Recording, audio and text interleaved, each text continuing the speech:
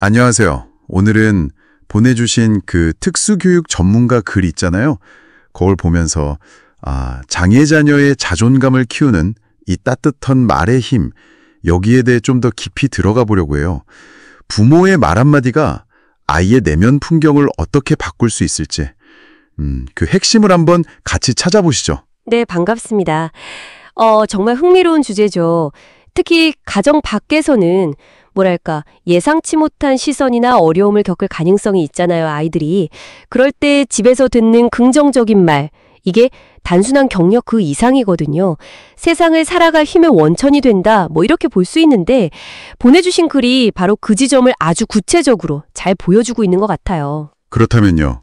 왜 이 따뜻한 말이 특히 장애 아동에게 더 중요하게 작용하는 걸까요? 자료에서도 그 외부의 부정적 반응 가능성, 이걸 언급하면서 가정 내 지지가 특별히 중요하다고 강조하던데요. 네, 아주 중요한 질문이세요. 아이들은 기본적으로 부모의 말을 통해서 세상을 배우고 또 자기 자신을 인식하기 시작하거든요. 특히 장애가 있는 경우엔 아무래도 사회적인 편견이나 어려움 속에서 혹시 내가 부족한가? 이런 생각을 하기가 쉽잖아요. 바로 그때 부모님의 긍정적인 언어, 예를 들면 괜찮아, 네 잘못이 아니야, 이런 수용의 말이나 아니면 이렇게 한번 해볼까? 같이 지지해주는 제안들, 이런 것들이 아이가 외부의 부정적인 평가로부터 자신을 좀 보호하고 내면의 중심을 잡도록 돋는 일종의 방패 같은 역할을 하는 거죠. 방패 역할이요? 그 표현이 확 와닿네요. 자료에서 구체적인 말들을 제안하는데 첫 번째가 그 인정의 말이었어요. 이게 눈에 띄더라고요. 결과가 좀 안 좋더라도 와, 정말 애썼네? 포기 안 한 게 진짜 멋지다.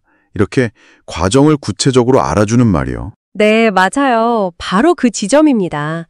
우리 사회가 좀 결과 중심적이잖아요.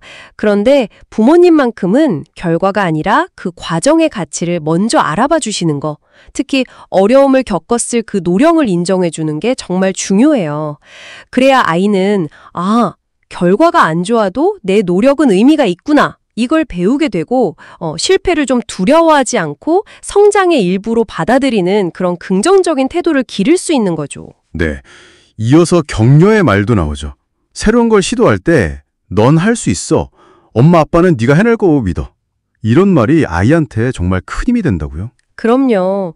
부모의 믿음만큼 강력한 지지가 또 있을까요? 이게 그 자료에서 말하는 자기 효능감, 그러니까 나는 이걸 해낼 능력이 있어 하는 스스로에 대한 믿음, 이걸 심어주는 거거든요.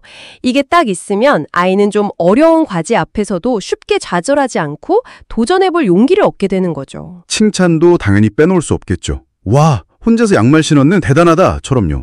아주 작은 성취라도 구체적으로 딱 짚어서 기뻐해주는 칭찬의 말, 이게 중요하다고요. 네네. 칭찬은 아이가 자신의 강점이나 능력을 발견하게 도와주는 거울 같은 거예요. 그냥 막연하게 잘했어? 이게 아니라 구체적인 행동을 언급해주면 아이는 내가 이걸 잘하는구나 하고 명확하게 인식을 하거든요. 그러면 그 긍정적인 행동을 계속 하려는 동기도 생기고요. 마지막으로 그 감사의 말이요. 네 덕분에 엄마 아빠가 힘이 나. 정말 고마워. 이런 표현. 이게 아이가 스스로 가치 있는 존재라고 느끼게 해준다고 설명하는데 이게 왜 특별히 더 중요할까요? 아이가 자기가 그냥 가족의 구성원이 아니라 이 공동체에 뭔가 기여를 하고 있는 존재라고 느낄 때요. 그때 소속감이나 자존감이 확 올라가거든요.